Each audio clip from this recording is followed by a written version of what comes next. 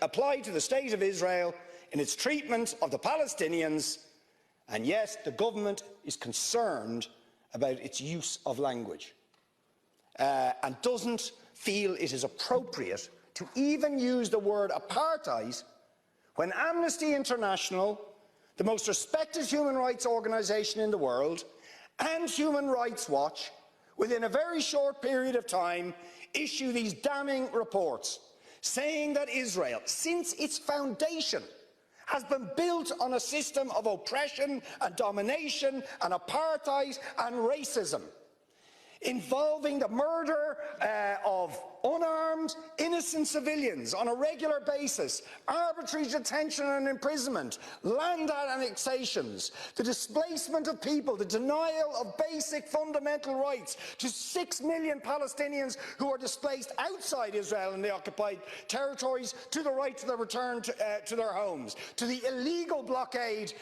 of Gaza, which has left, as they say in the report, Gaza in a permanent state of humanitarian crisis, denying people access to food, to water, and treating the Arab population as a whole, the Palestinian population as a whole, as an inferior race. I mean, it doesn't get stronger than this.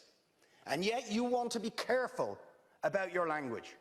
You're happy to correctly use the most strong and robust language to describe the crimes against humanity of Vladimir Putin, but you will not use the same strength of language when it comes to describing Israel's treatment of the Palestinians, when it is now being documented and detailed by two of the most respected human rights organisations in the world, and indeed has been alleged by dozens and dozens of non-governmental organisations, and to be honest, anybody who looks honestly at the decades of brutal, inhumane persecution of the Palestinians, successive assaults on Gaza, the annexation of their land and territory, the systematic application of apartheid rules, you don't want to even use the word apartheid.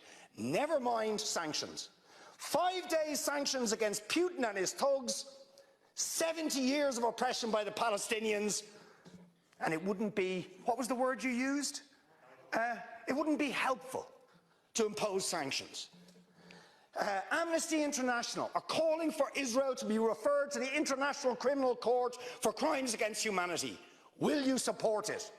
They are calling for targeted sanctions against Israeli officials who are perpetuating the system of apartheid, just exactly the same types of sanctions you've just initiated against Vladimir Putin. Will you support it? And I think the answer is clearly you're not going to. And then we ask the question, why? Why? Now you see, if you're going to have moral standards, those standards have to be consistent. Otherwise they are not standards at all, they are just cynicism.